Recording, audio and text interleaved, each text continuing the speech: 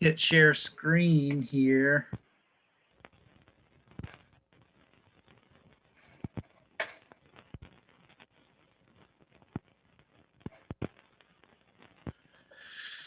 Okay, so the name of this talk tonight is Don't Blame Bill, the true story of Bill's Trail Art Lab in the fight to preserve block sterns. I'm going to hit a little bit on block sterns, LE 148, the site itself. But I know that there's a bunch of folks out there in the crowd tonight who helped volunteer with Lewis and Calvin Jones on the 94 mitigation, and it's right here in town. You may have heard me speak about it before, so I'm going to keep it a little bit light on that. But really what I'm here to talk about is kind of what's been going on with the site in the last 5 to 10 years, and work we've been doing at BAR to try and set things straight with block sterns, and with a conservation that easement that was set up by Calvin Jones at the time of the building of the middle school there. So thanks again, everybody, and let's get started. Found this quote, and it seemed really poignant for this topic.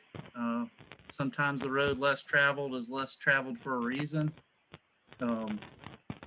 The whole, I guess, premise of this talk is basically Calvin Jones was instrumental in setting up a conservation easement to protect the most important part of, arguably the most important part of the block stern site after mitigation of Swift Creek Middle School. It was big news back then, it seems. There are a number of newspaper articles, and over the years, it just seemed to slip out of the public's conscious. It was in recent years, there's been a path cut through the conservation easement. When I first got to Tallahassee in 2017, one of my first weekends, I went to go find block sterns and found a trail leading right to it and over it, and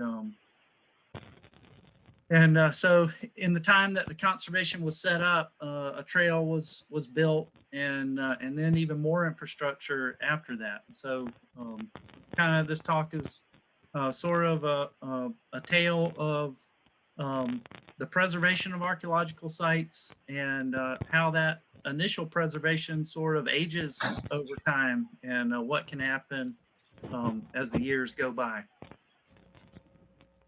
So this is the block sterns site as it's recorded in the Florida Master Site file.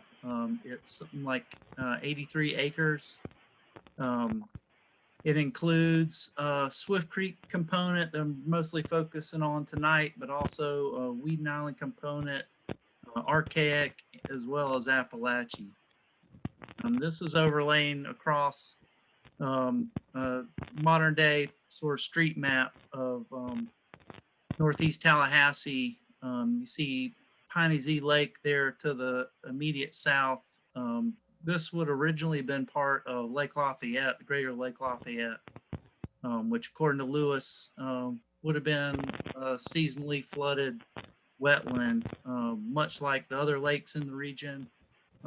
Also perhaps similar to Payne's Prairie down south of Gainesville. But it was dammed in the 20s, I believe, to create this second lake, and water control structures put in. So now this Piney Z Lake is managed for fish by FWC, and well visited. The lake is there's trails that go across around the whole lake that are managed by the city. But Bill's Trail is another story we'll get to in a minute. So I'm focusing tonight on the Josh, Swift. I'm so sorry to interrupt. Yeah. There's somebody who's joining us by telephone who isn't muted, and there's a lot of static. that's interfering with the talk. If you could please mute yourself. We're actually recording this so we can post it on YouTube. So I'm so sorry to interrupt you, Josh, but it would be really helpful if that person would please mute their phone. Thank you. No worries. So focusing on the Swift Creek portion of the Blockstern site, Swift Creek culture is an archaeological culture named for the type site where the first pottery associated with this culture was found up in Georgia. Basically spans the end of Deptford, roughly AD 100 to AD 800.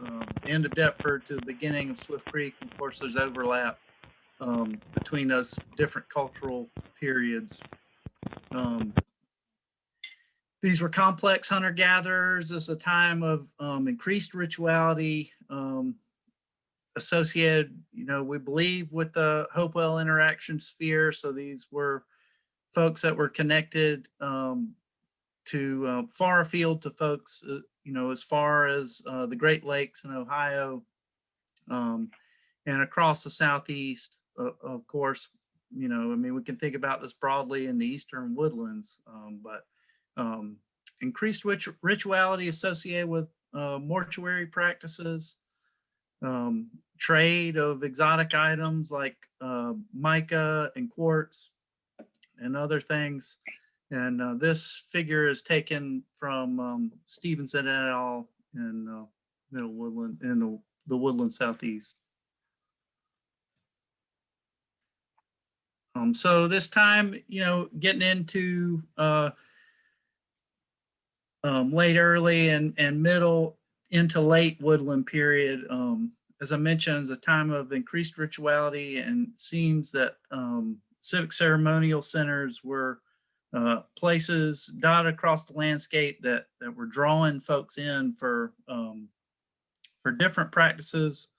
It seems mostly related to feasting, but these were large gatherings bringing people in. Civic ceremonial centers comes from the idea that there was a resident population living there year round that hosted larger gatherings of folks at different times of the year, whether that be times for solidifying alliances across disparate groups, may have been associated with different periods of time in the lunar cycle, such as winter and summer solstices. It's not real clear right now, but what we know is that these different places like Blocksterns, Crystal River, Garden Patch, these were Kolomoki, these are places where large gatherings of folks were happening at the time. This is from Neil Wallace, 2013 American Antiquity, and this is a number of civic ceremonial centers associated with Swift Creek and Weeden Island. Here's number one is Blocksterns on the map.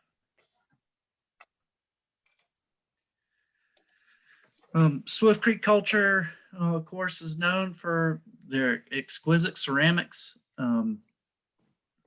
These are a few examples. It's been written about most notably by Dr. Neil Wallace over at University of Florida. But Swift Creek complicated stamp pottery is what we normally associate with this group. And these were carved paddles carved out of wood that were impressed on the wet clay to create these great designs, often in zoomorphic figures like the one you see in the middle bottom of this photo. These are some great figures, thanks to Louis Tesser. Some example of vessel forms, Swift Creek vessel forms. So the Blockstern site itself was recorded by Calvin Jones in 69. Mm-hmm. Yep. And Is your mother coming now? When are you going to bed? Probably by 9 o'clock Mike Mr. Napper, Napper, you could mind? you, or so. Mike Napper, can you is your mother please mute coming out? yourself? We can all hear you. Thank you. Calvin Jones recorded the site in 68, 69, invited by Mr. Block. He recorded 2 different major zones occupation, an archaic and Appalachie area, and the Swift Creek Village area. It was characterized by dark midden on the surface. At the time, this was all plowed agricultural fields. But Calvin, this is a map that was drawn by Calvin based on what he saw there at the site whenever he recorded it. Later, Dan Penton in 1973 excavated, well, let me back up. The site itself consists of 5 mounds. There's 3 Weeden Island mounds over in the western part of the site, and then two mounds associated with the Swift Creek portion of the site. Dan Penton excavated Mound 1. Approximately 20% of that mound, it was a Swift Creek burial mound. We found the remains of 17 individuals in burial pits, as well as he recorded various different surfaces on the mound itself where it appeared to have been capped with clay, showing different events of deposition there on that mound. And below, you'll see his dates that he received there pretty early for Swift Creek. Really interesting dates here. And then in 1994, Lewis may correct me in this, it might be 93, Leon County School Board purchased land from Byron Block, the landowner to build a school. Being close with Calvin Jones, Byron Block actually negotiated transfer of the title until he could have Calvin Jones and folks at Division of Historical Resources come out and do some salvage work. There was plans to build a retention pond right in the heart of the Swift Creek area, and so we're just very lucky to have a landowner who would have the forethought to allow archaeology to be done before this happened. And so there's salvage work done there by Calvin and Lewis and a team of volunteers who were working off the clock and around the clock, even camping out to make sure folks weren't looting the site. And so that's where, I suggest, anybody find Lewis's report in the Florida Master Site file of the work that they did there. The work consisted of 17 bulldozer cuts in 4 major areas of the Swift Creek site. Just a huge amount of material came out of the work they did there. The bulldozer cuts, the bulldozer was made to clear away the plow zone, stuff that had been churned up, so they could actually get at the deposits that hadn't been disturbed yet. But over 100,000 artifacts and fallen remains, 161 cultural features. Today, there's 89 cubic foot boxes and 18 smaller boxes in collections that are waiting to be fully analyzed. Lewis conducted preliminary analysis on, here's the number, 3,200 lithic and 1,660 ceramic artifacts to date for the report. But there's still more work to be done. These are some figures showing specifically areas that were investigated during that salvage. The southern berm area, where today there's a berm that separates the conservation easement from the retention pond that's there at Swift Creek Middle School. And you'll note just the number of pit features around here. there was 56 features identified in this one place. But it's just really amazing the number of pit features that surround this area. The Western Berm area off to the west, 125 features and 2 structures based upon the post molds that were found and the pattern in those post molds. But as far as Middle Wheeling pit features, which is something that is near and dear to my heart, I think they're just one of the coolest things in archaeology. Block Stearns seems to take the cake. These are some drawings made by Lewis during the excavation, showing some of the individual pit features and the materials that were found in them. And it really appears to be, to me, I think it appears to be a lot of similarity in the items that are found in here. Exotic materials like mica and quartz crystal seem to be found in a lot. Of course, broken pots, Swift Creek complicated stamp pots. And a really interesting faunal assemblage. Full analysis hadn't been done, but things like stacked box turtle shells, a bunch of box turtle shells stacked on one another, teeth from large mammals, bear and cougar, jawbones, mica and quartz. It's just really interesting stuff that doesn't really speak to your normal trash pits, but something that's beyond the quotidian and something that's really special. And if we think about these pits as time capsules that really mark an event that happened when these things were placed in here and covered up, they must have been quite the event that created these pit features. And so based upon that work that was done, the school was built. It's now Swift Creek Middle School, Swift Creek Timberwolves. I've had the pleasure of speaking to their principals and staff. The principal had no idea what Swift Creek really meant in their name.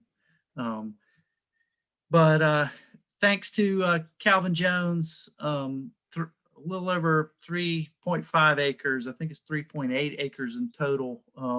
The most significant portion of the Swift Creek area of the site was permanently preserved there in 1994. And this figure from Lewis's report shows, I've outlined it in red, shows that preservation area with Mound 2 there kind of smack in the middle. Mound 1 is protected by the city, so it's part of the city's parks area. But just to the northeast of that preservation area is where today there's a large retention pond. So the site was completely dug out down, probably about 7 meters or so. It's pretty deep, and then the school was off there to the north of that. Here's a more recent photo of the easement here. There's also a drainage easement you can see in blue there. That's the retainage pond, and the city holds a drainage easement where that pond can flow into Piney Z. But you'll see there, it's marked conservation and it's in green. It's just north of the CSX railroad there. That's the conservation easement that was set up to protect the remaining portion of the Swift Creek component of the Block Stearns archaeological site. So after preservation, that's in '94. So there's been it's been a long, hard road after that, keeping this area preserved. We often think, in land conservation, that once you get something preserved, that it's good to go, but it hasn't really been the case, sadly, for Block Stearns. in 2001, Mound 1 was affected, and this is on city property. There's construction of a dirt access road and then a stormwater runoff ditch which, you know, those of you who walk out there on the trail, on J. Alfred Greenway Trail and around Swift Creek Middle School, you'll notice there's a concrete ditch that flows into that drainage pond.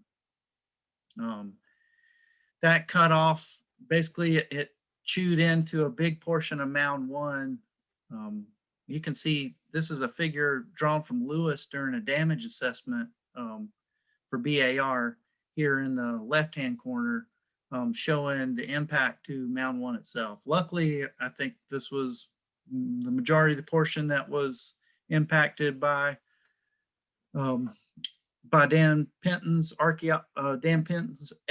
excavation. So, you know, hopefully I believe there's still intact portions of that mound there. Although if you go there today, it looks like there's a looter pit on the top of it. And recently, I mean, you can stand on the mound itself and look into folks' backyard there in the neighborhood. It looks like the folks in the neighborhood are creating a trail to have easy access down to J. Alfred Greenway and Bill's Trail. And it's starting to cause some erosion on the eastern flank of Mound 1.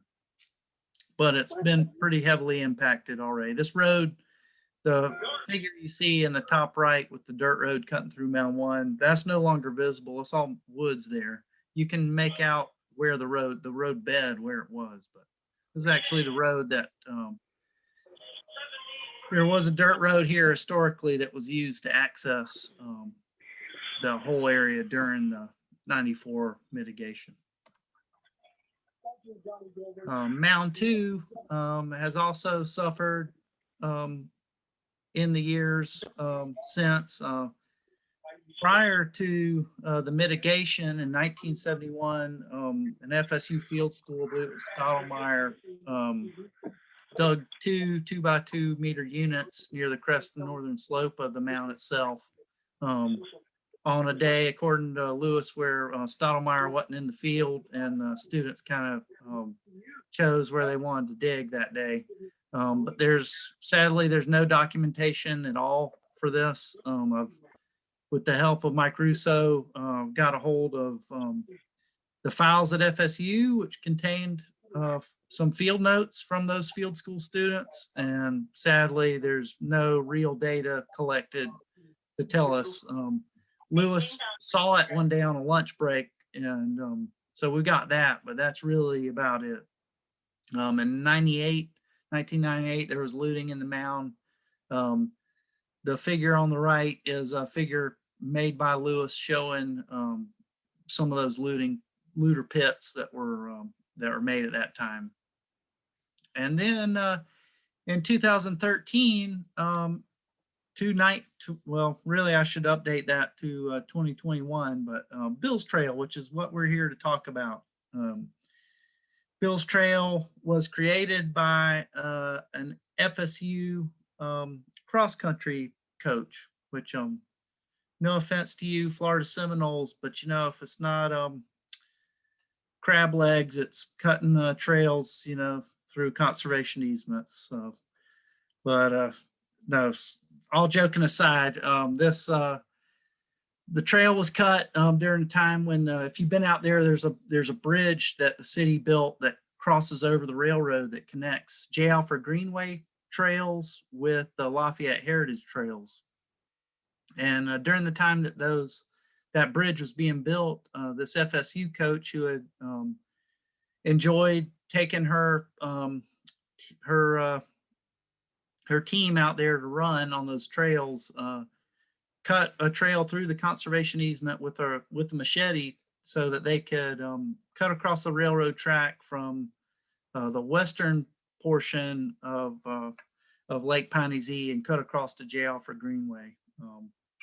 You know, a good-natured mistake, I think, but you know, the fact was that was a conservation easement.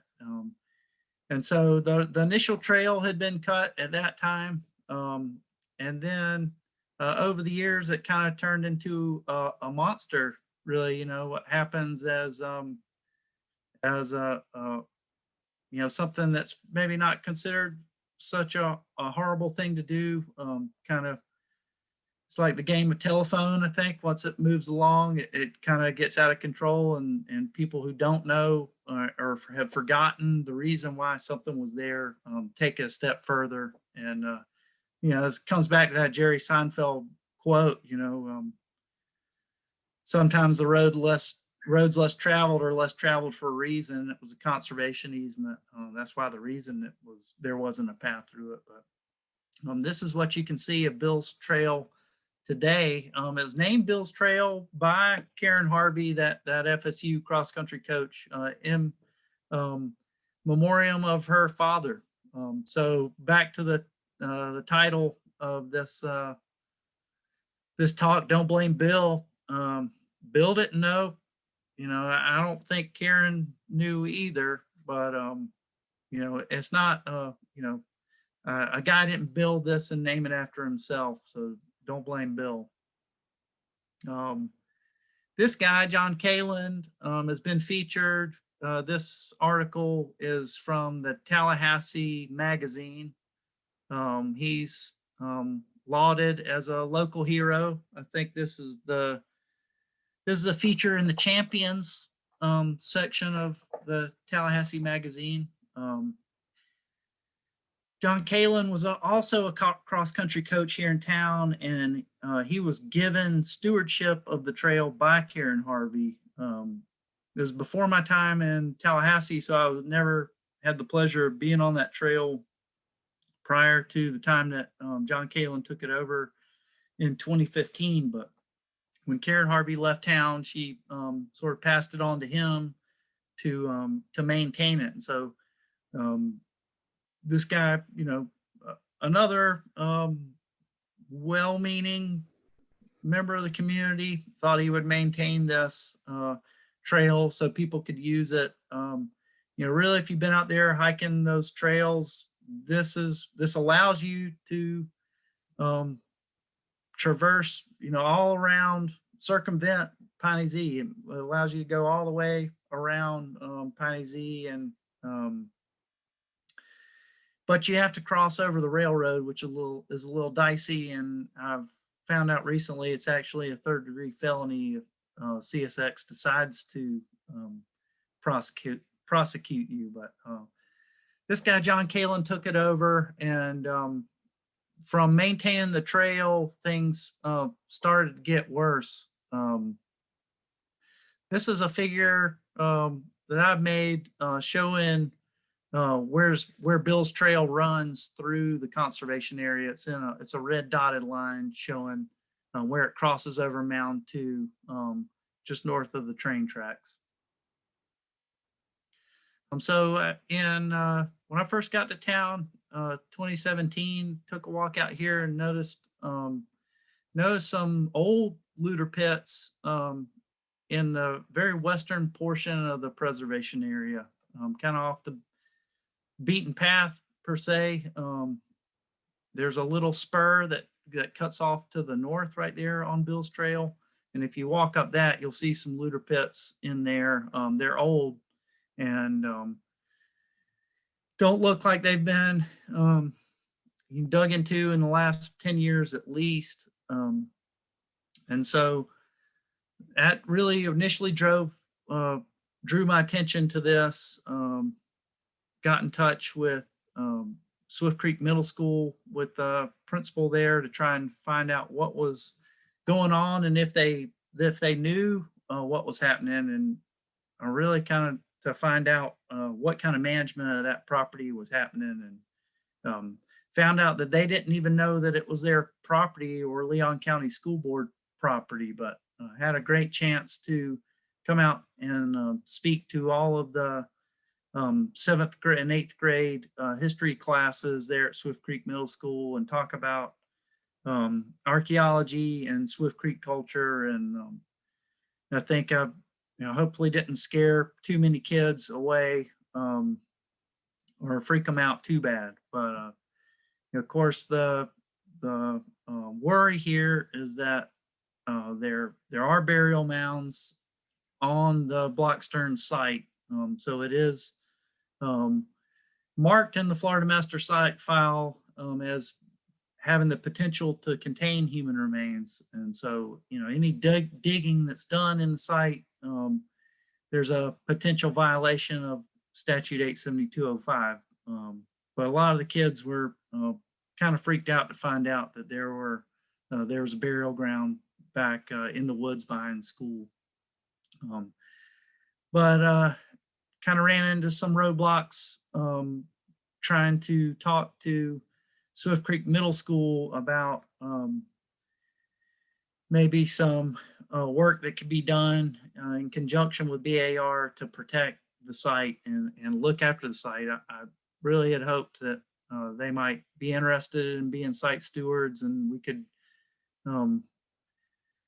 enter into some agreement where we did some teaching about archaeology out there, but it didn't seem to me to be much of a priority at that time. And that was probably in about 2017, 2018 when that was going on. Went out during this time a little bit later, made a visit out with Mike Russo and Jeff Shanks from SEAC, and Jason O'Donohue from BAR. And we noticed at the time that there had been a little lending library, 4 posts for a bench and another post for a little mailbox library sort of thing that had been put out there, and seemed to me like it might be in Mound 2. Mound 2 is sort of obscured. It was a low platform mound, I think, to begin with, and then it had been plowed over for years and years. And so now you can see it as a rise, but you got to be looking for it really, I think. And it seemed like this little lending library was placed on at least a portion of the mound.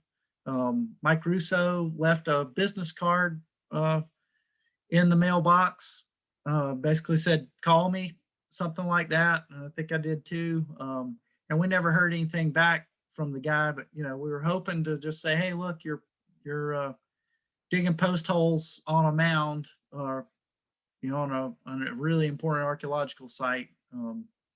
Probably shouldn't be doing that." A year later, I came back, I guess in 2019, and the art lab had been constructed. Here it is pictured on the right, with the little lending library there in the foreground. A pretty substantial structure with 6x6 posts sunk into the ground. And so the first time I was out there, I was hiking with the family and encountered John Kalin there. He was taking treks out there every day, filling up water bottles for the dogs and stuff, and restocking the art supplies. And I just casually mentioned, "Hey, you ever find any artifacts when you're digging these post holes?" And he was insulted, maybe, I guess, but he said, "No, absolutely not. And if I found any, I wouldn't do anything with them." And I think it's just an awful shame the way that Native Americans have been treated by white folks, and so on and so on. And then I let him know that he had, put it right into a mound that's suspected to have human remains on it. And we kind of entered into a conversation there, and that has been drawn out for a few years now. Later, got his information then. Brandon Ackerman from BAR and I came out and brought a drone out and took some photos and marked the site with GPS, and then put that over top of some LiDAR showing that it is in fact on the mound itself, as shown here on the western edge of it, but nonetheless it's on the mound. And so we started trying to appeal to Mr. Kalin to remove the structure. I've said before, I've got nothing against getting kids out in the woods. I'm a big fan of art, and outdoors. And I think it's a great idea to bring folks out into the woods to a place where there's art supplies available, and you can create to your heart's content in the beauty of nature, but not on a conservation easement and not on a mound, not on an archaeological site. It's kind of the tack that we took with Mr. Kalen. He really, I say it first, Lonnie was there, Mary was there. We tried appealing to this guy. He, was really just a kind of slippery one, and acted really sorry and that he got it, but would really have loved to hear from a real life American Indian on how they actually felt about it. And it seemed that there started to be some news getting stirred up about Bill's Trail and the art lab.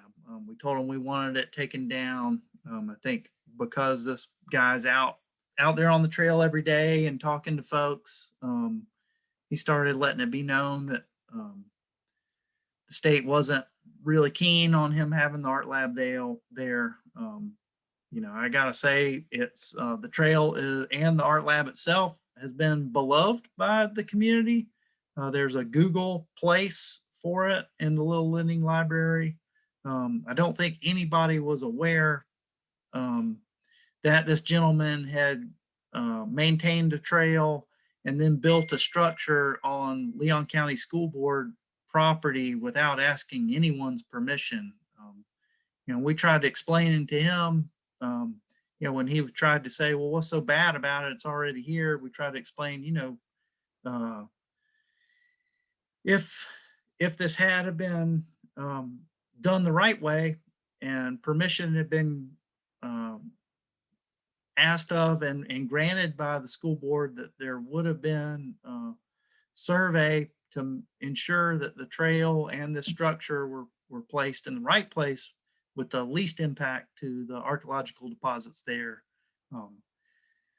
But you sort of circumvent all that whenever you just build a trail and then build a structure without anybody's permission. But it was a sticky position because it was built without anybody's permission, and then it caught on and got a large following from the community. So we really ran into a struggle when we spoke to Leon County School Board initially about it. Nobody really wanted to take responsibility for that piece of land. And most recently, when we tried to have Mr. Kalen evicted and the art lab taken off, it was an election year, which was at the time the school board, the director of the school board didn't want any sort of bad press associated with ruining everybody's fun there at the art lab and kicking this guy off. So it was really a pickle we were in, trying to do the best thing for the resource here. Again, it's never about ending or ruining anybody's fun. It was just trying to do the right thing for the resource. But this article came out in December 2019, sort of once all this was starting to kind of heat up. So after a year after we had brought Mr. Kalen in for a discussion there at the Martin House in the conference room with Mary and Lonnie, and he basically agreed that he would take it down, and we'd put up some sort of signage kind of describing why it had happened. A year later, I noticed it was still up, and I called to see what was going on, and he hadn't taken it down and had no plans to take it down. And so just at the very beginning of the pandemic, this was back in April, Mary Glowacki and myself and Brandon Ackerman and my father-in-law, who was here stuck in town, went out and took it down for Mr. Kalen. I told him, it had to come down, and we had the support of Leon County School Board at that time. I had spoken with the Leon County School Board facilities manager, who assured us that this was a liability nightmare for the school board to have an individual who had not been vetted by anyone setting up a facility like this, drawing children and other people into the woods on school property behind the school. It was also built without any sort of ADA compliance or anything like that. So, that gentleman assured us that it was a problem for the school board, because a building like this could have never been constructed legally. The building itself, that is, the configuration of the building wouldn't have been done without a lot of loopholes to go through. It was also an issue because Bill's Trail leads one right to cross the CSX Railroad to get over to Lafayette Heritage Trail to make the loop around the lake. And that's also problematic because as we all have done, crossing railroad tracks are actually not supposed to. And so from the school board's perspective, it was problematic to seem that the school board would be leading people to cross that trail, cross that railroad. And so, so with the school board building facilities manager, with their blessing, we contacted Mr. Kalen and asked if we could, if he could bring it down. He informed us that he was had suffered a recent injury to his Achilles heel and was in a boot, and he couldn't possibly get it out of there by himself. So just as the pandemic was starting and we were starting to telework, I offered to help take it down. The thought being that this guy hauled every piece of this in on his bike in his back, and we knew he had already been disparaging Department of State and DHR to folks out there on the trail for wanting to ruin the art lab or ruin everybody's fun. And I thought the last thing we needed was for this guy to be humping all this stuff out on his back with a bum foot and talking poorly of DHR all along the way. So in an effort to try to mitigate the public reception of all of this, we decided to help him out, and just because we thought it was the right thing to do. So we spent a day out there taking it down. This is a photo of the art lab after it had been removed. Here's a photo of just some of the stuff that had been put out there. This is, art materials that had been made into painted pine cones, strings, and all sorts of Blair Witch Project-esque sort of dangly sculptures. If you go out there today, you can see the remnants of this, but it really looked like a psychedelic hobo camp out there at the time that this was all in full swing, and really an eyesore for somebody like me that likes to get out in the woods and not see a bunch of stuff like this. It's cool in the right spot, but it's really not my idea of leave no trace or wilderness.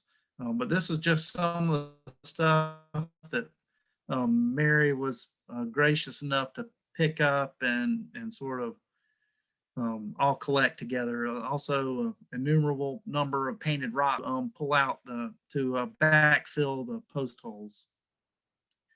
And here's a picture of our crew with the art lab loaded up in a couple of pickup trucks.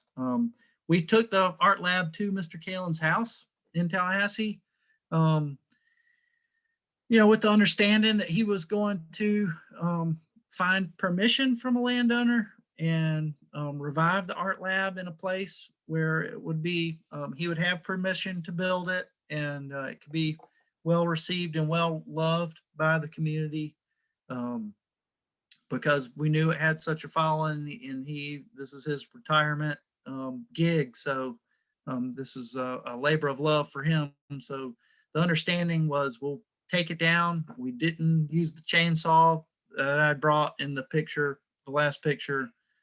We actually pulled out those posts that were sunk 3 feet in the ground, and took them all, took it all apart, and to his house, so the lumber could be saved and it could be rebuilt. And his word that he gave us at the time was that he wouldn't be back out there on the conservation easement on Mound 2 in the site. A little while later, we found out that Art Lab 2.0 had been built.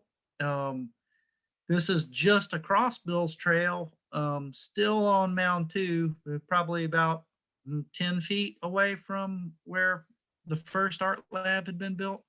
And it's our, I take probably responsibility for this. I think we told him he could keep the picnic table out there, and I took the little lending library and just leaned it against the picnic table for the time being, while we loaded up all the other parts of the art lab and got them out of there. And then Art Lab 2.0 sort of sprang up around it. And so what was seen here, not even a year ago, right there. And so it started sort of making a comeback. But also the news started really picking up about this. Here's one, wondering why the Tallahassee off the grid Bill's Trail Art Lab was moved. That's from last summer. And Melissa's clued me into a Reddit page that a lot of folks were arguing about this. There was a lot of mixed emotion. Sadly, we weren't able to really get our message across from BAR standpoint to the Democrat. So I think the truth in all this was lost a little bit in the newspaper articles. And that was just really kind of a shame, because I think given everything that was going on last summer, I think if folks really knew the truth about all this, there would have been a different way of thinking about this whole scenario. But sadly, we were made out to seem like the big bad state once again out there, trying to knock down the man, which was never our intention at all. But there was some, this article came out, and this time we started working more closely with Leon County School Board and Blueprint, the intergovernment agency here in town. I had the pleasure of taking Secretary of State Laura Lee out to visit the site. Rocky Hanna of Leon County School Board out to visit the site to try and find out the best solution moving forward for this. The fact of the matter is that, judging from those old looter pits that are in the western part of the conservation area, I think there's a reason why there aren't fresh looter pits out there, and that's because of Bill's Trail. I think having more folks walking through there with their dogs and their families has discouraged illicit digging. But at the same time, the more infrastructure that was built on the mound itself was also, and just the trashing, frankly, of the woods there and the conservation easement, due to all the art supplies, was really starting to become a detriment to the site. And the trail itself, if you've been out there and hiked it, I've looked at it with folks that are, make their living building trails, and it's not a great trail as far as trail runoff and erosion of the trail. So the way that the trail was built and where it was placed actually was causing erosion to become more of a problem there on the site. So so we started looking for solutions for removing the art lab, retaining the protective measures of the conservation easement, and if possible, keeping a trail through there so that people can continue to access it and enjoy it, and really keep an eye on the place. And so then in January, I was asked to come and speak to the Leon County School Board about this all. It was a little bit frustrating that the school board member that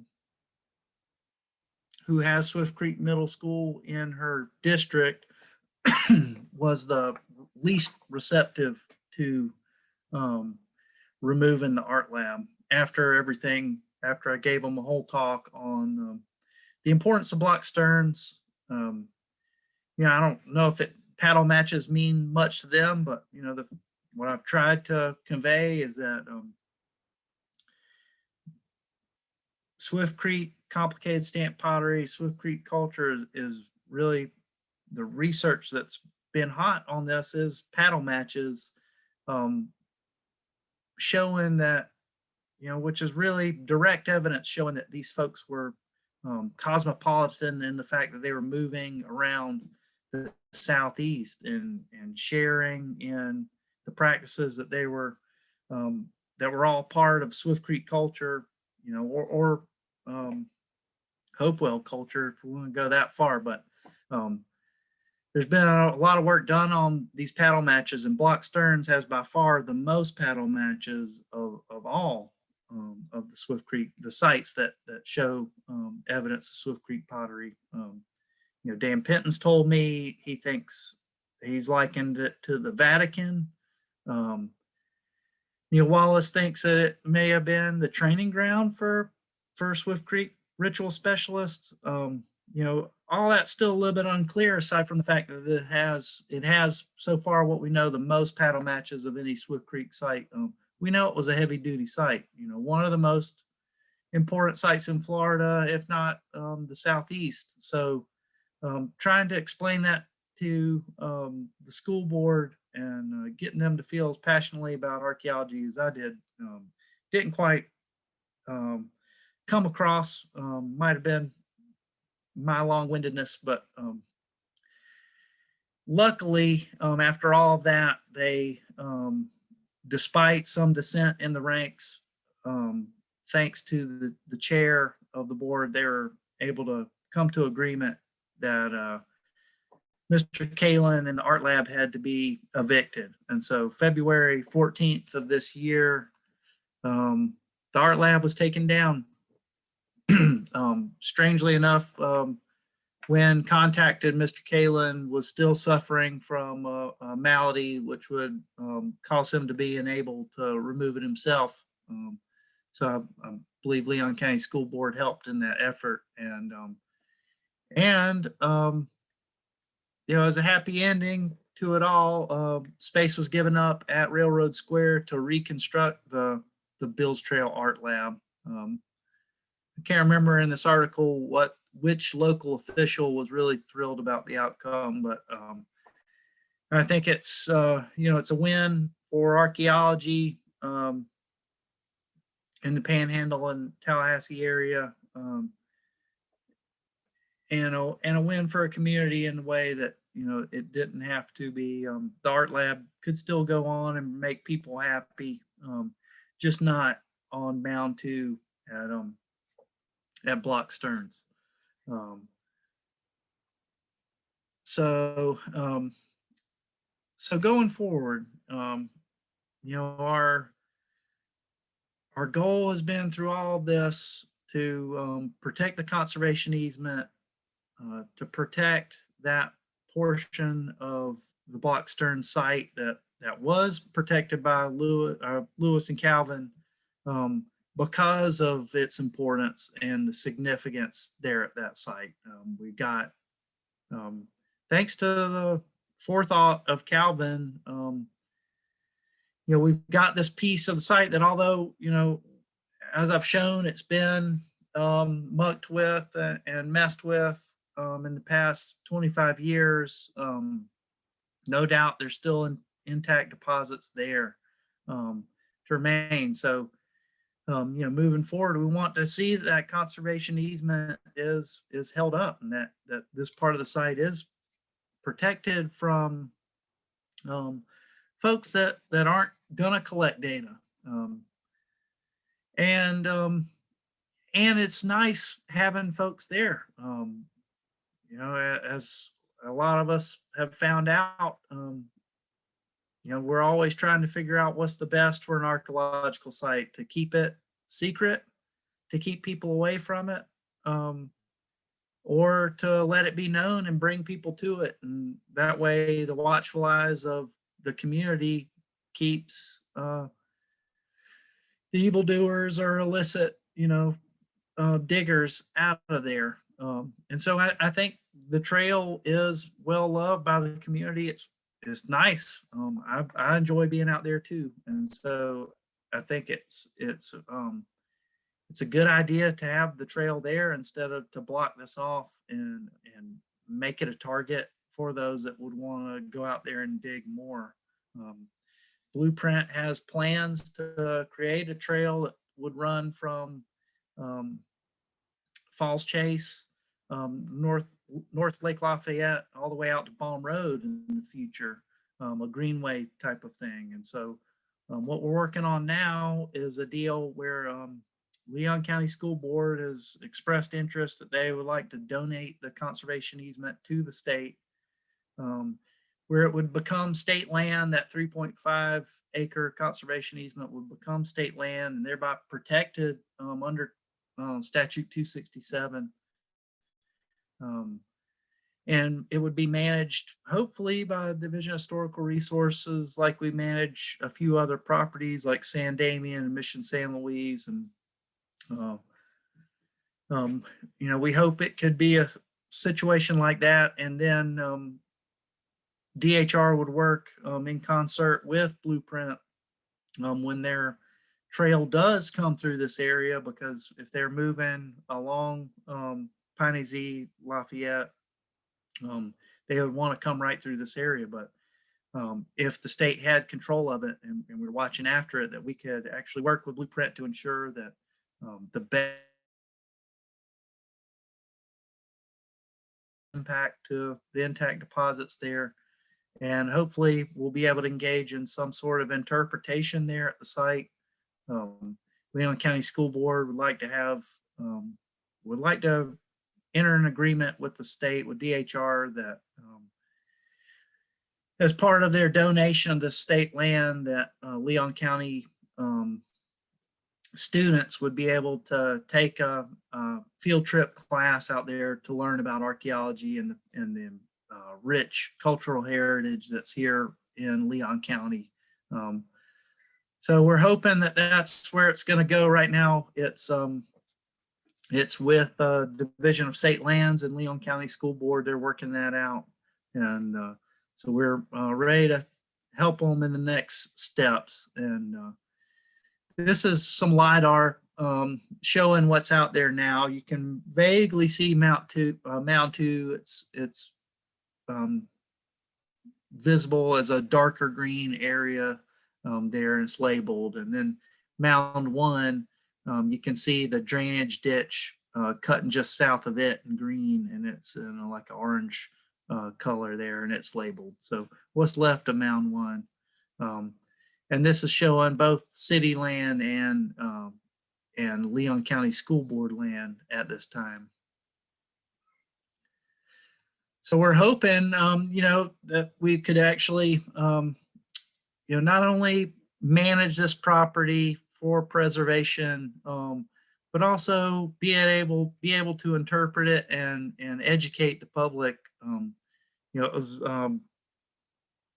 nice to hear from the chair of the Leon County School Board that she was thrilled to hear that we had such a rich cultural heritage and history here in Leon County, and that it should be enjoyed by everybody, not just the community members there, around Swift Creek Middle School. But it should be enjoyed by everybody, and it should be taught and celebrated too, because it's something that's really fascinating and really cool. We should be proud of, really, to have here in town, and hopefully, with the right techniques, the more archaeology could occur out here, to find out, actually collect data, on Mound 2, find out if that is in fact, a flat top,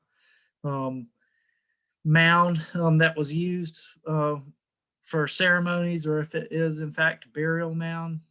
We don't know, but it'd be nice to find out more about the site. There's a lot of material that should be, analyzed first, that's already been collected from those salvage excavations. But it'd be wonderful to have some newer dates here. Neil Wallace has told me that, he's gotten some radiocarbon from, some potsherds that he's analyzed, from block sterns that sat right in the 400 to 600 AD range, which is, what I'd really expect for the height of rituality, and all things happening at block sterns during that time. But it would be great to know, what the age of the village was, and just to get a better idea of what was going on here. Those dates from Mound 1 of Dan Penton seem really early. Be nice to find out if those are in fact, hold up today, or not. So there's a lot of extra work. I think block sterns is mentioned in the literature a lot, and in passing, by southeastern archaeologists, as an important place, and a place that sort of ties all of these other important sites like Kolomoki and Crystal River together. But it seems to have, suffered from the least amount of analysis or work than all those other sites, and it's nobody's fault. It just hasn't had the attention that I think it is really due. Great thanks go out to Calvin Jones and Lewis, Tesser, especially for writing that report 20 years later, and doing all that work and all that analysis on his own, off the clock, just to let this be known. I first read about the site, as a graduate student, and was fascinated about it. And none of this would have been possible had it not been for Lewis's, work writing up that report. And so, there's a lot more work to do, but I think we're moving in a good direction here, and it's an interesting case study for, preservation, and conservation of archaeological sites. For all of you out there in the community, take a walk out there sometime and scope it out, and help us be an advocate for this place. We were lucky when I was out with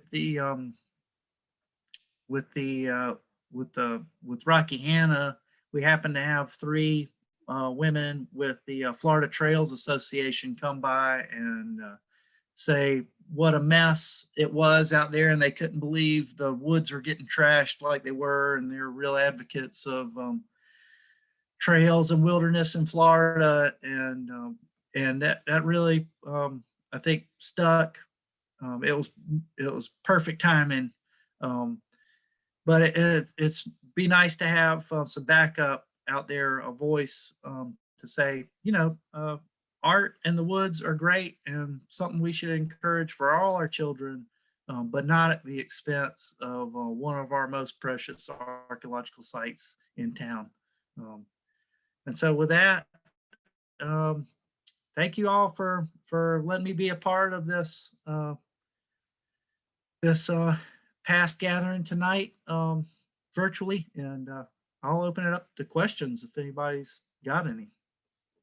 Guess I'll stop share here and stop talking for now. Okay, well, I'll ask a question. You mentioned that, if I can get my picture up here. You mentioned that you talked to the principals of the schools in the area. And they had Well, never Swift heard Creek of. Middle School. Okay. I'm not gonna mention her name, but she signs a loan form every 2 years for an exhibit that has been in her office explaining exactly what the Swift Creek culture is with artifacts that were collected from the site.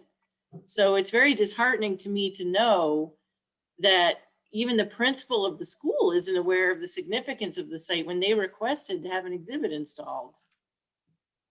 The words from her mouth, Marie, were, I thought it was named after a stream or something. Okay, that's Yeah, very the disheartening. history You teacher never didn't even know. looked at the exhibit.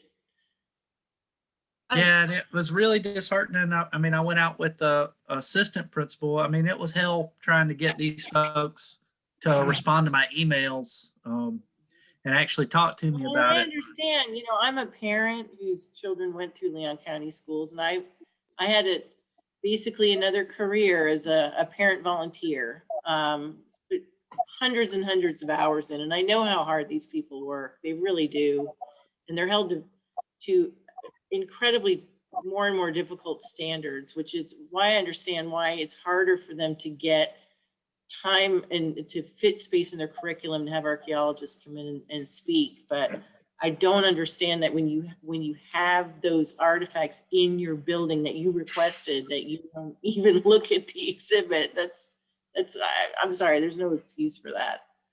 Yeah, I mean, yeah, I went in there and spoke, and I'm not, bragging about my prowess as a speaker or anything. It blew kids' minds to know what was going on, back there, and the history that was involved. It wasn't because, anything. It was just the information I was giving them. Nobody knew about those artifacts that exhibit in there. And going back, it was really sad to go back with the assistant principal and the one of the coaches out there who's sort of the grounds. He's in charge of the facilities, I guess, at the middle school, and they basically laughed in my face, when I tried to take them out there and show them what was going on, basically on their watch, that this dude's back there building structures and inviting kids out there. They just there's no regard for it. It was pretty upsetting. Josh, may I ask some comment, ask some Absolutely. questions and comment? I can't help myself. For one, thank you finally for giving this very good, complete overview, because the press has really misrepresented a lot of what BAR was trying to do. And I just want to go on record as saying that, it's very discouraging that in an era of such hyper social sensitivity, that there was such a difficult time trying to get people to understand that this was a sacred burial site. And I myself in the summer wrote 2 sets of comments to the Tallahassee Democrat, trying to make sure that the story was more balanced in what you've described. And clearly none of it was published. But then to understand that, I'm sorry, but the Secretary of State is like, the supreme shippo in this case, and she oversees the Division of Historical Resources. And there's a whole statute, 872, which you've described. And for her to have supported the trail in this great art lab over the fact that there was this important and very sensitive archaeological sites with human burials is really very disappointing. I would expect more from the organization. And I also want to go on record because there's been so much positive press for John Caleb. But, you know, he was so disingenuous. After so many times we tried to talk to him, we went out there and spent a whole day. We delivered his whole lab to his house. He claimed he was grateful, and yet he turned around and went right back out there and rebuilt it, you know, and claimed that he was sensitive to Native Americans, but didn't seem to realize that, you know, he was in violation of a state law. It is just extremely disconcerting. And just finally, you know, I just hope that people who use the trail, and trails are wonderful. I mean, we all like to go out and walk and enjoy the state properties and city properties and county properties that are available to us. But would you feel as comfortable biking or building an art lab in Arlington Cemetery in Washington? Yeah. You know, I think we just, our cultural, it's crazy that we're so sensitive at this point in time, particularly, and yet we're totally disregarding American Indian sites. And that's what BAR is supposed to do. And I applaud you for the fact that you have been willing to speak to pass. So thank you very much. Thanks, Mary. And I'd like to say too, you know, none of this would have been possible without your support, you know, as bureau chief, encouraging, you know, the work, encouraging me to follow this through with this and keep, you know, poking away at it, you know, and, you know, it's just from continued work with the school board and Mr. Kalen and everybody involved that we've kind of gotten to the situation and the resolution that we're at. So thanks for your support, telling me to go forth and engage with this. So yeah, I'd like to go on the record for that. Well, thank you. I And have a here's, question. Josh, Oh. Sure. Yeah, just this one. I think the principal at the school has to be disingenuous because the school name was chosen by the students after the site, and Marie put together, and I went over collections that went out there so they could put up a display out there at the site. so Remember when you put the artifacts together, Marie, for them? this is Louis Tesser speaking, who did all this work with Calvin Jones. I just want to let everyone know. So they're buck passing. They're sort of like the guilty innocent. It's really interesting you say that too, Louis, because the facilities manager there for the school, who's a coach, he told me after I spoke to the first time I went out there and spoke to all the history students, he told me that he was in the first class there at Swift Creek Middle School, and he remembered all the excavations. He remembered all the newspaper articles and the stuff that you had written and everything that was in there. He remembered all that. And, you know, here 25 years later, you know, here he's sort of shrugging this all off and, you know, like, what's this guy's problem? What's the big deal? You know? So it's just, it's Maybe we can funny. give me the addresses of their property and I'll arrange to have some kiosks put in their front yard. Yeah. If Joe Quitone and others hadn't retired from the Governor's Council on Indian Affairs, I'd visit them and suggest they write letters to the. Oh, okay. I think we have somebody who's very patiently waiting to ask a question. I was just wanting to say that my wife is a descendant of the Lower Creek tribe that still meets at Tama.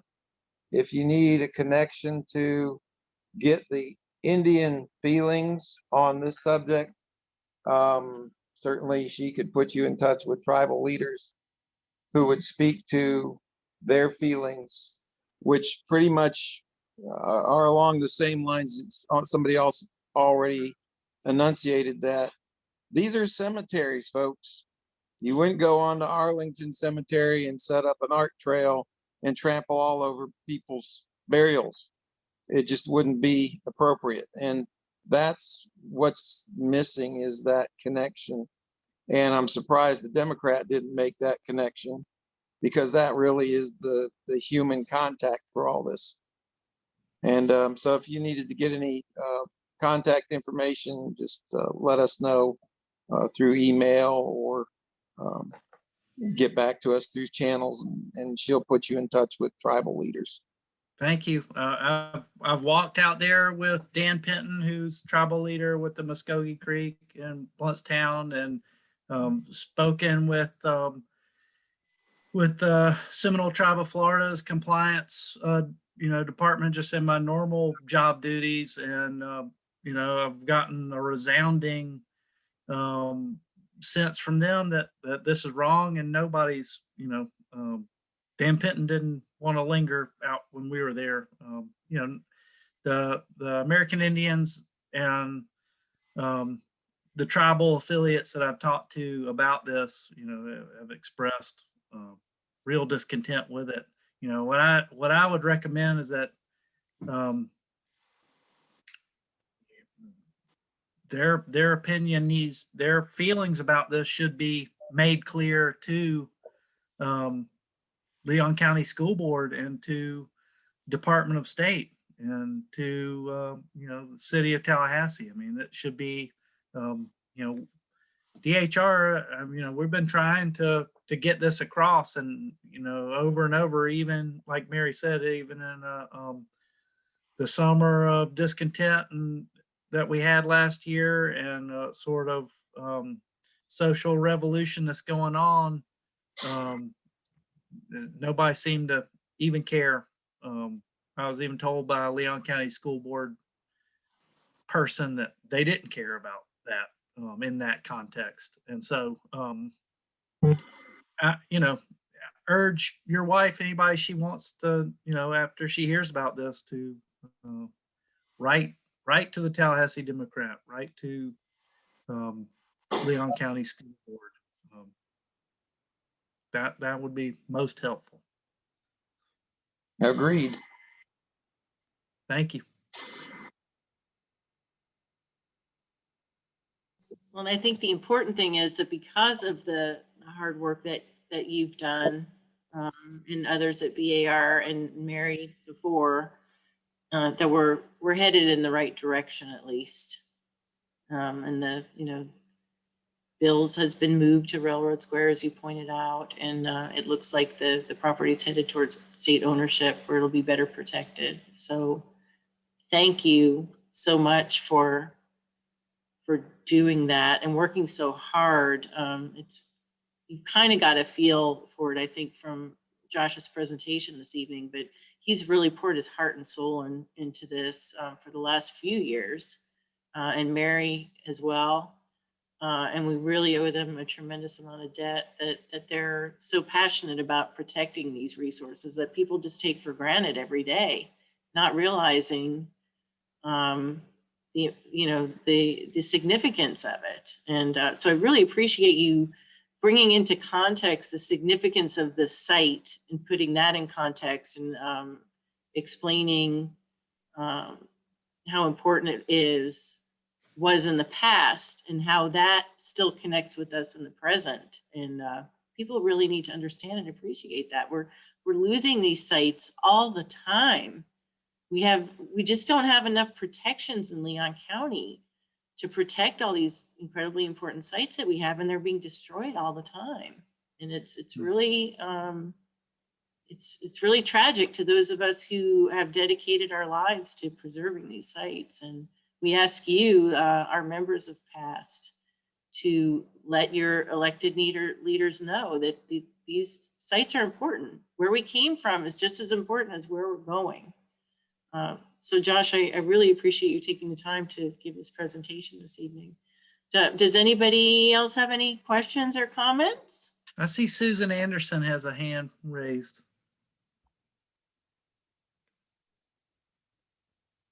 You're on mute though, it looks like, Susan. Okay, well, Fred has a question. So if Fred, you want I to go do. ahead while we wait for Susan? Yes, I do. I've walked that trail many times. In fact, I was out there yesterday. And you might recall, Josh, one time I was out there walking my dog, I ran into you and several members of the Blueprint organization walking the trails and checking it out. It's a very popular trail, extremely popular. My question to you is there a way to reroute that trail off of that mound, but yet to still keep it open? I think so. I think,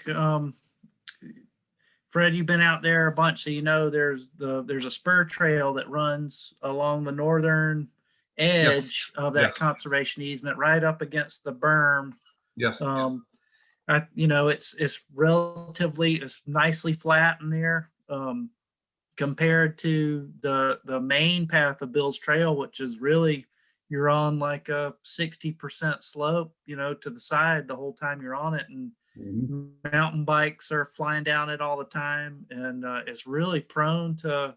There's no sort of measures put in place to handle the erosion to the trail.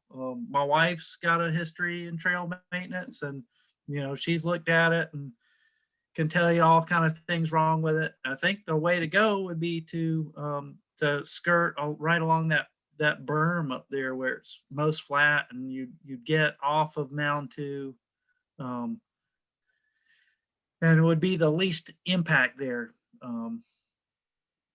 Okay, so there is a way to do it then. Yeah. I think there is. There is. I like your opinion about having people out there keeping an eye on things. I agree with that point of view. Rather than trying to keep it secret, let people know that it's there. There used to be some signage out there for the Blackstern site. The city had some signage out there. It was taken down maybe a year or two ago. Yeah, it was defaced, and it was defaced. Yes. Yeah. Yeah, that was thanks to Susan Tansky, who used to be with the city and is now at Blueprint. But when she was still with the city, we worked together on that. She was instrumental in getting the 3 Weeden Island burial mounds protected out there. After there had been some looting on them, there's now protective chain link fence covering them to deter any digging, and they had put that up. But she's kind of come around in recent years to sort of think, well, some of the information, there was the figurine, which was a Swift Creek ceramic figurine on there. It's in the Weeden Island portion of the site.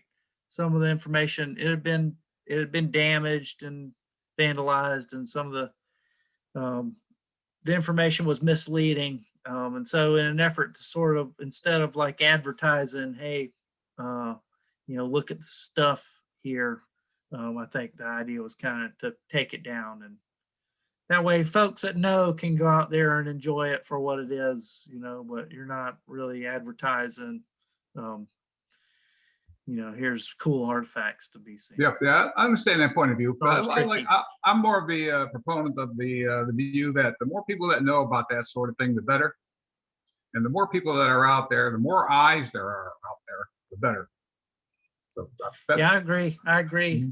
And I know Susan's had Susan Tansky's also worked with Dan Penton, and I've had some talk with her about setting up some interpretive signage that goes all the way around the lake with the Lafayette Heritage Trail. Yeah, I think that's a great idea. That's a great idea. Working with Dan to get more of an American Indian perspective on some of that stuff, and a way of presenting the information. But I think her idea with taking down that one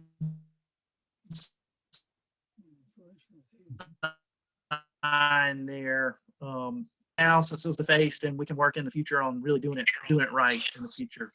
Okay, sounds good. Thank you. Marie, if I just may mention to participants remind people, Fred Gasky was the division director at DHR for a number of years. He filled different roles as supervisor of historic preservation for the Bureau. So he has a lot of wisdom to bring to this. He's not just one ordinary member like myself. He knows what he's talking about. So he has some good advice. If Lewis could just jump in, and then you can try to get Susan, or either way, Maria, I don't mean to, Lewis wanted to talk to Fred. No, I want to talk to both of you. The solution is easy, Fred. When we were digging the site, the road from Tongue Hill that went south of that mound along the edge. It was about 40 feet. You had to park and you'd walk 20 feet past the mound to get to the excavation. The road was the one that went above Mound 1 to connect with the Stearns property. Mhm. So they could have Yeah. used the original road bed, the dirt road, unimproved road Ah. bed, Yeah. and it would not have brought them on top of the mound. And if their artsy thing had been put in contiguous to that road bed, it wouldn't have been on the mound. But Chuck Goodhart, before he retired from city county on the parks, was really into trying to make interpretive signs. They hired archaeologists to come up with the text and the storylines and the rest Mm-hmm. to try and get it right. Mhm. Yeah, that's a good point. Thank you, Lewis. Yeah, I mean, that's my hope in the future, that there would be, a facility out there, in the broadest sense of the term, but a place where people could, walk out there and you could speak to a class of people, or, we could take past out there and enjoy it, and teach folks about it. And so more people can appreciate it. And so, yeah, I hope everybody, we'll be looking, hopefully, we'll have the opportunity to all, work towards the interpretation of the site. So we'll be looking forward to everybody's input, especially from past members, and all you guys that have had a hand in, helping protect the site for so long. I think, your opinions are invaluable for doing that going forward. So, I hope we'll all be contributing to, some great things out there as far as interpretation and the trail, so it can be enjoyed. Okay, I do have a question in chat and a couple of comments, but Susan, did you have a question? Or do you want to contribute? I just had a comment.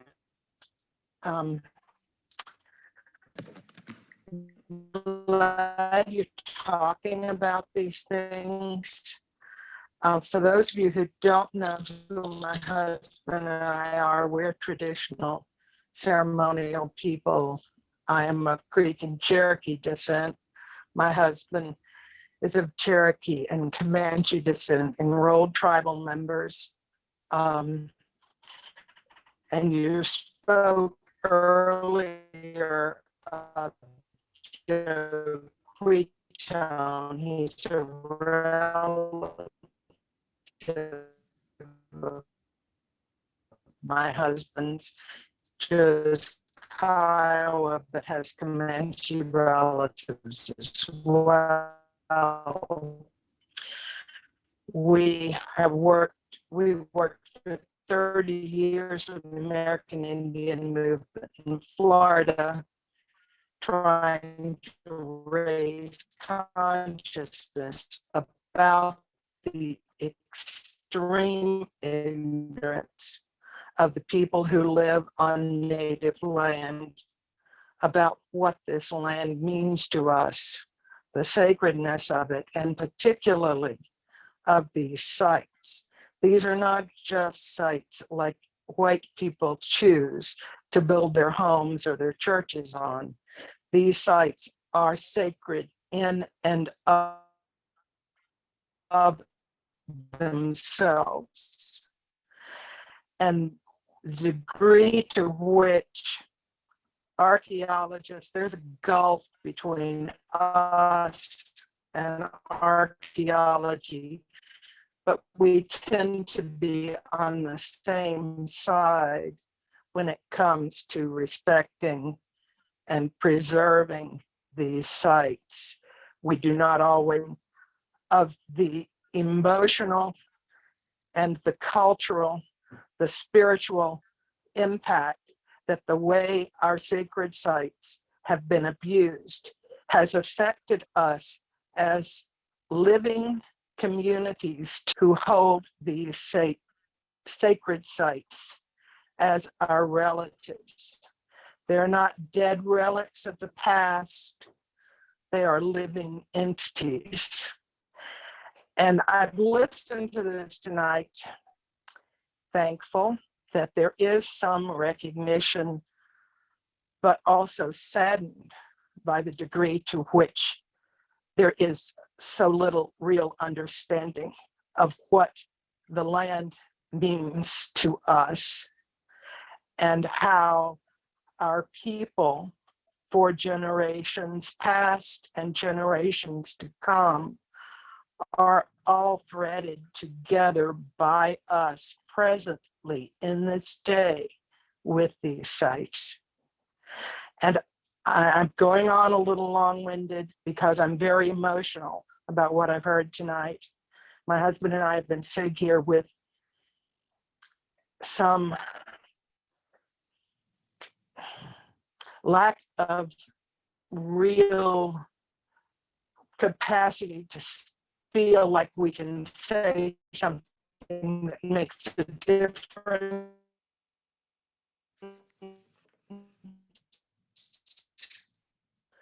Because if you'll take a look at what has already been done at this universally acknowledged as one of the most extraordinary archaeological sites in this region and possibly the entire Southeast.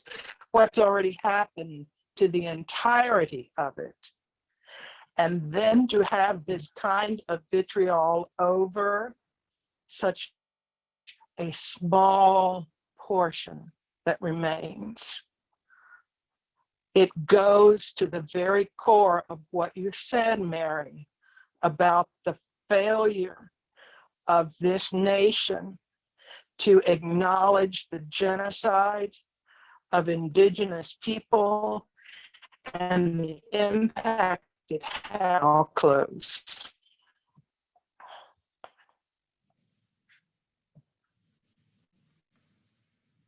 Okay, I think you were a little broken up in that, Susan, but thank you so much for sharing that with us. It's really tremendously impactful to hear your and Roy's perspective on that. We really appreciate you contributing. Thank you. Absolutely. And Susan and Roy, I'd love to, you guys, you know where I am, where I live, you're always welcome to stop by. I would love to talk to y'all sometime. I really enjoyed my time out there with at Block Stearns with Dan Penton, getting his perspective. I would love to talk to y'all about it. Yeah, my hope is that the state will take ownership of from a donation from school board of that conservation easement and management of that. And so it'd be it's important to me to hear your perspective, American Indian perspective on management of that site. And I would really relish the opportunity to talk to you guys about that. Thanks for being here and hearing this and speaking up about it. Well, I am glad to have had the opportunity to have heard what you had to say tonight. And my husband and I would be glad to talk with you at any time. There are some wonderful people in the region, Dan Pitton being one of them, that can be enormously helpful in discussing some of these very important issues that as we go forward, we need to rethink our entire history as a nation as we move forward as a people. We're in a time of change. We're in a time of opportunity to be better people than we've been. And in our small way, we can begin where we are and with what we have in front of us to deal with. And thank you for that. Okay, we had a question in chat. How will the CSX railroad tracks factor into the blueprint plans? Where will there be a legal way to cross the railroad tracks in addition to the bridge that already exists? I don't know the answer to that question. The sounds to me, and these nothing's official at this point, but blueprints, tentative plans wouldn't cross the railroad tracks. It would be something that would always stay north of those railroad tracks, the greenway as it moves to the east. So I think people are probably going to continue. I don't know of anyone that's actively trying to stop crossing. I know CSX has pulled up a sign alerting folks to the danger and illegality of crossing the railroad tracks. But as far as putting in another bridge, I haven't heard anything officially, but from what I understand, Blueprint's plans are to not officially link up with the Lafayette Heritage Trail there, where the current rogue railroad crossing exists. Aren't they going to go through Falls Chase to the north of the tracks, and then link up with Alfred Greenway? Yeah, Lonnie, from what I understand, it'll go from Falls Chase out to Baum Road ultimately. Right, and then out to the right, that new But park always out north there. of the railroad. Mm-hmm. Yeah. Before Chuck Goodhart retired, one of the proposals was down at the end where Mound 1 is, to actually build an overpass, like a pedestrian walkway. They've got that now, Lewis. Yeah, they've got that now. So you can go from the edge of Lake Piney-Z, the eastern edge of Lake Piney-Z there, along that dam, and you can cross over this beautiful wooden footbridge over onto and connect to J. Alfred Greenway. But right there where you come off the bridge, for anybody that goes out there, you'll see to the left, the trail meanders off and goes by Mound 1 and then cuts back up to, what was that, Pendergrass Road? Whatever the road that the middle school's on. It cuts back up there, and Bill's Trail sneaks off a side of that. But yeah, you can already get from Lafayette Heritage Trail to J. Alfred Greenway. I think that was a large expenditure, that bridge, and doesn't seem like another one will be done again for those that just want to make a loop around Lake Piney-Z. If they built their kiosk at the end of that road that goes from the middle school and dead ends down near the holding ponds, it would have been out of the way and not in anybody's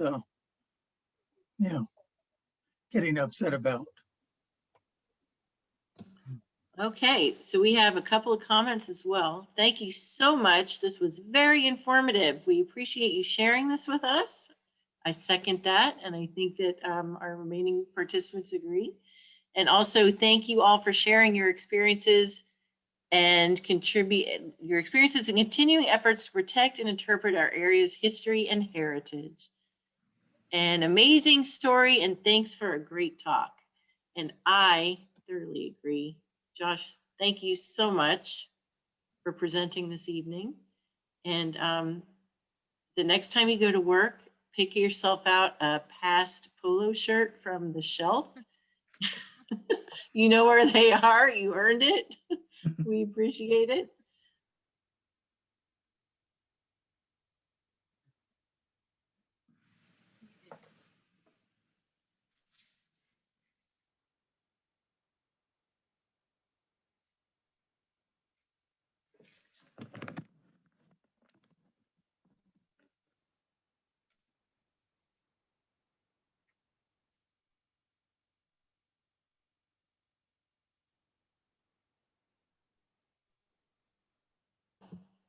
I mute.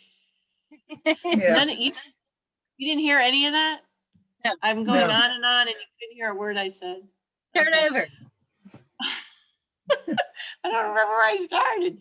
Thank you. Thank you so much. You heard Yeah. about the getting yourself a t-shirt. You heard that, right? Got the You t-shirt. ended with I don't know the, how I muted myself. Okay, so we have one more regular meeting, and there'll be more information about that coming out soon.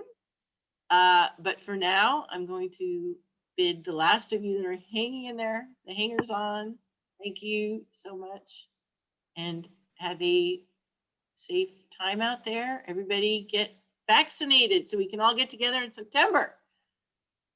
Stay well, everyone. Thanks for Everyone, joining yeah. us. yeah, And thank you, Take care. Josh. Thank you. yeah. Thanks you. again, everybody. Thank you, Bye-bye. Josh. Josh, Bye. Josh, thank you. But back me